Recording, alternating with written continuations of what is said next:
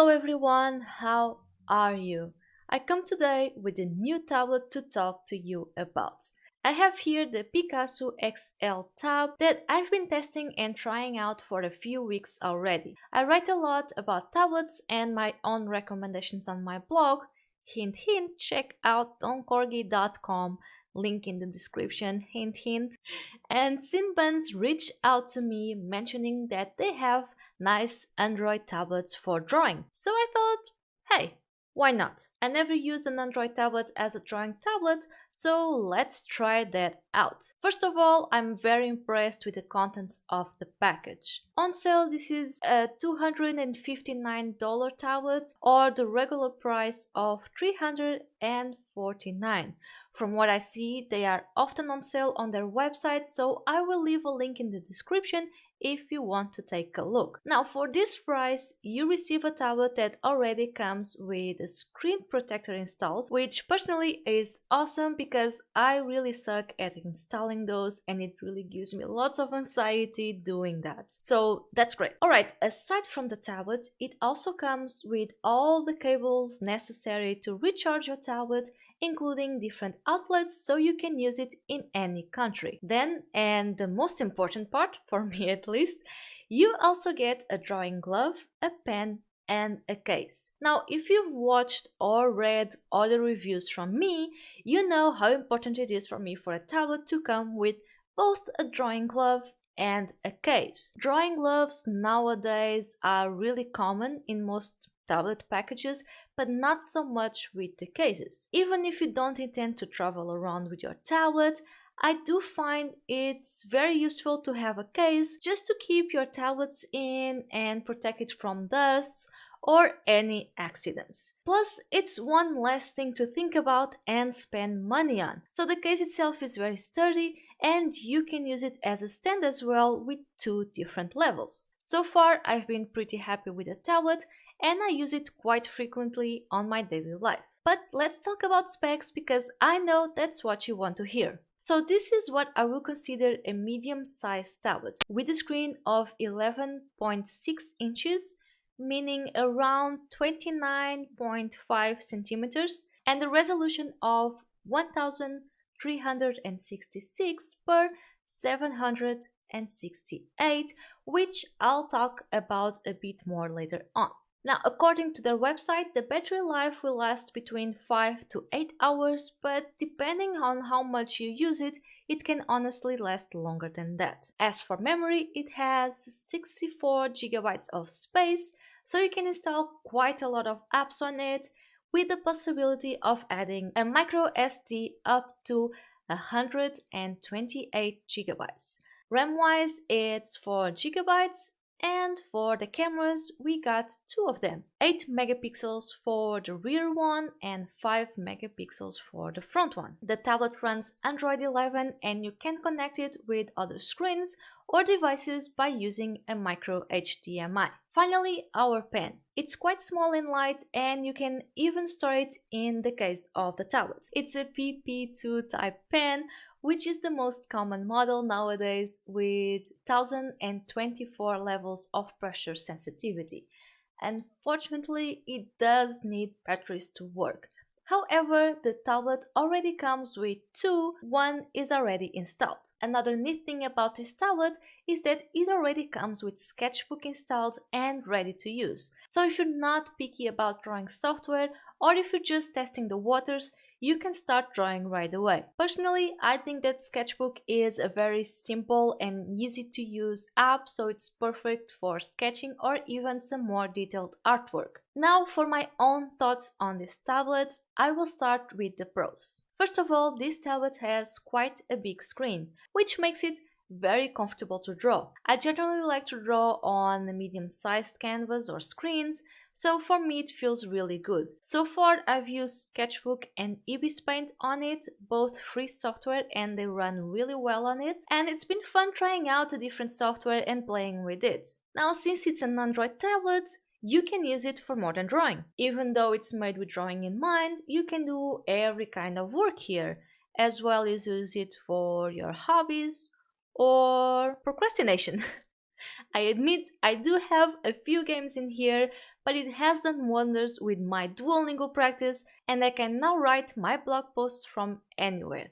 It was also very easy to set it up. Just turn on the tablet, use your account or create a new one to connect yourself to Google Play, Gmail and others. After that, your tablet is ready to use. Now, the camera of the tablet is nothing to sing about. I won't be using it to take showcase photos of products or my art. However, it's good enough to take some quick reference photos if needed. If I'm sketching something and need a reference, I can just use the tablet, take a quick photo and open it up immediately. The pen itself is quite comfortable, although a little bit too thin for my taste, but it has a nice weight and responds well with the screen. Although this is nothing new, I think it's great to have an Android tablet that was made with artists in mind while being able to use it for everything else. And now for the cons. I'm not a huge fan of the resolution. 1366 resolution might have been enough quite a few years ago,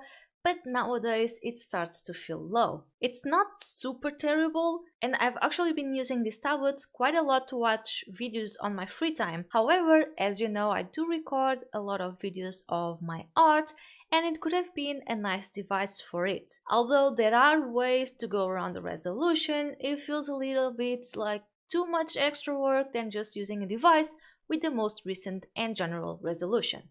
Then we got our pen. You do need batteries for it. Although it seems to last for a long time, it's a bit of a hassle to buy batteries for a pen. And it's also a very specific battery type. You need a batteries for it, and I admit I didn't even know it existed. My knowledge of batteries goes up to AAA and that's it. But it does come with an extra battery for when you need to change it, but I mean sooner or later you'll have to get new ones. As for the pen design itself, it's quite nice and it resembles an actual pen, and even though it needs a battery, it doesn't make it too heavy.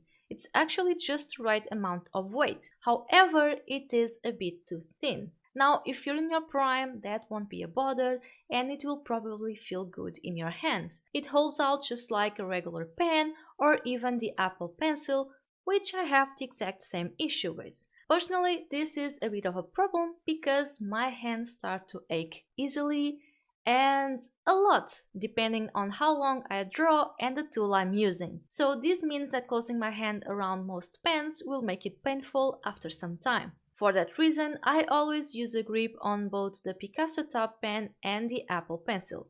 It makes it much more comfortable. But this is, of course, just my 2 cents, my own opinion, and according to my own needs. So if for some reason using a regular pen is painful for you, be sure to use a pen grip to make the whole experience smoother and comfortable. Another aspect that I think needs some improvement is the glare. The tablet screen along with the protector can be too glossy. Generally, it's not a huge problem while drawing unless you're in a very bright environment. Since this tablet is made with drawing in mind, I feel the screen, or at least the protector, could have some anti-glare technology to avoid this issue. Lastly but not least, even though it says that the PicassoTab comes with palm rejection technology, I found that the tablet will most certainly recognize most of my movements. I'm not sure if this is a me problem, since it's not the first tablet this happens. I know that some people have more trouble with palm rejection than others. But thankfully, we got our handy drawing glove, which I really recommend you use it, so this issue doesn't happen. Not only that, but most drawing apps do have the option for it to recognize only the essential commands or touches, so you don't move your canvas around or draw extra strokes by accident. Overall, it's a very comfortable tablet and very easy to use.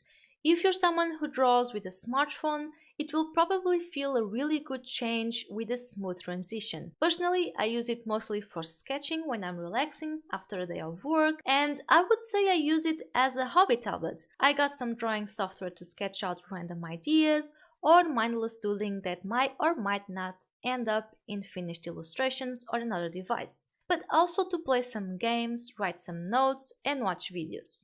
I don't think this is a high-end tablet for drawing, since it has some issues with palm rejection, and I also noticed some lag while drawing, even if my files aren't heavy. If you draw constantly and are already used to the drawing tablet plus computer combo, you will feel the difference. As always, it all depends on your own needs, but I cannot recommend this tablet for more experienced artists. So I would say this is a good tablet for a casual artist. If you're someone who doesn't draw that frequently, are maybe on the budget, testing out the waters of digital art, or even likes to sketch on the go, it will fit your needs. If you want a tablet for drawing but also for everything else, be it writing, watching Netflix and YouTube, playing games, browse through social media, and so many other activities, then this is also a very nice fit. Don't forget to check out the link in the description so you can see the tablets more in depth, and of course, like and subscribe for more videos like this along with some art motivation, and don't forget,